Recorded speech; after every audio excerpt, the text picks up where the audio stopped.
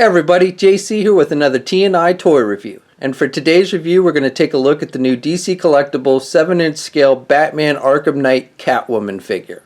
Now this figure comes packaged in the same style of packaging we've seen with the other Arkham Knight figures. You've got that window box packaging. The box is designed to look like Batman's armor. The figure's clearly displayed along with the accessories, and then off to the side we have the name of the character, and it tells us that this is figure number 7 in the series. On the side we have some computer generated art of the character, and then on the back we have a look at the figures in Wave 2. So Nightwing, Robin, Catwoman, and Commissioner Gordon. This is the final figure to be released in this wave. All the other figures have already been released. And then down below it tells us the figure was sculpted by Gentle Giant Studios. Okay, so let's get this open and take a look at what's inside. Okay, so here's a look at the figure outside the packaging. Now before we get to the figure itself, let's first take a look at the accessories that come with it. Okay, so the figure comes with 3 different pairs of hands. So she first of all comes with a pair of hands for clawing your eyes out type hands. And I like the detailing on all the hands with these. First of all, they all have pointed tips at the ends of the fingernails for claws, which is nice. And then you can see on the knuckles and the claws themselves, they've used a lighter black color, almost a gray, to kind of differentiate those. And then the rest of the hand is just black. You've got that. Then you've got a pair of closed-fisted hands. And then you've got a pair of grip hands for holding the whip and such. She then comes with an elastic whip. This is, for actually using to whip things or use to swing or whatever. And it's, elastic rubber type material. And its length is about 10 inches. So it's got pretty good length to it.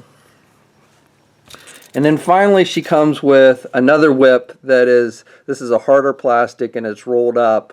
So this is like when the whip is not in use. And you'll notice it's got this little peg on the side. So what you do is when you basically want to store the whip, you'll notice on her one hip, on her right hip, she's got this little hole on the side.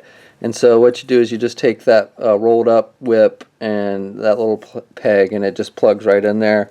And so basically it's so you can store the folded up whip on her hip like you see in the video game. So I like that as an added feature. Now you do end up with, when you don't have the whip in there, you do have that little hole, but it's not that noticeable since it's all black. Okay, so for the figure itself, I think they've done a pretty good job here. I think they've captured the overall likeness of Catwoman and how she appears in the Arkham Knight video game. I think the face sculpt is pretty good. My only real complaint is I think the skin tone on the face and the neck and everything is a little bit on the pale side. I think a little more pigment in the skin tone would have been nice. It's almost a white color for her skin, so again, just think it's a little bit too pale. But otherwise I think the paint applications are good and nice sculpting overall. So most of the figure besides the skin tone is just black, and you've got basically 2 kinds. You've got a flat black on these parts of the costume where they've kind of sculpted some ridges and stuff to give you that kind of leather look, so that looks good. And then you've got a shinier black on other parts of the costume throughout, and on the boots. I like the detailing with the boots and the laces and everything. That came out looking really good.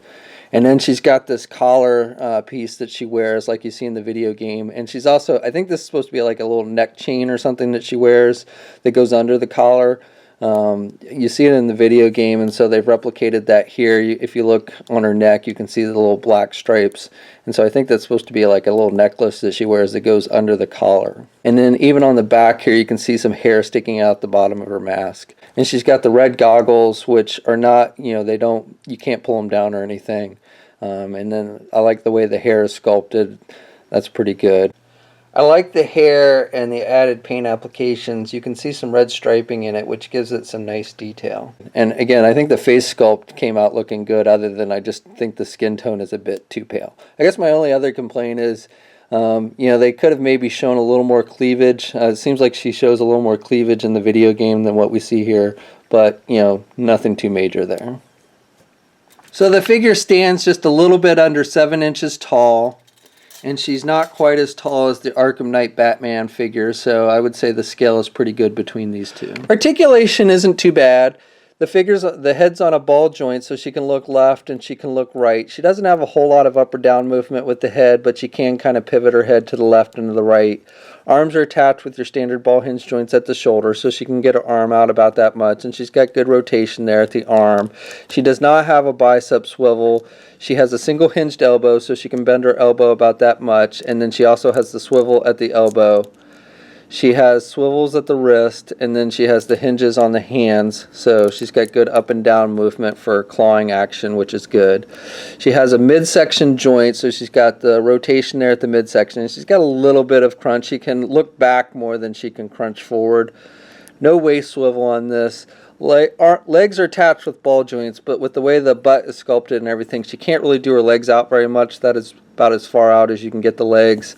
And she can't really get her legs forward that much either. That's about as forward as she can get. And can't really do her legs back either. She does have a thigh swivel. She has a double jointed knee, so she has good bending at the knee. And then she has the hinges on the feet, so she's got good up and down movement with the feet, and she does have ankle pivot, so good movement overall there. And no peg holes on the bottom of her feet, and she's got the high heels on. Okay, so that's my review. Overall, I like this figure. I think they've done a really good job with it, captured the likeness of the character from the video game, good sculpting, good paint applications. My only minor complaints are I think the skin tones are a little bit on the pale side, and maybe a little more cleavage showing would have been more game accurate. But those aren't any major those are more nitpicking than anything. I think the figure looks good, and articulation is pretty decent, especially for a Catwoman figure. I think this is probably one of the better Catwoman figures we've seen from DC Collectibles. So this figure is hitting comic and specialty shops now. We'll have a full gallery of images up at toynewseye.com. There's a link in the description below. And as always, leave a comment. Let us know what you think. If you're so inclined, please like the video. And if you haven't already, please subscribe. And until next time, I'll catch you later.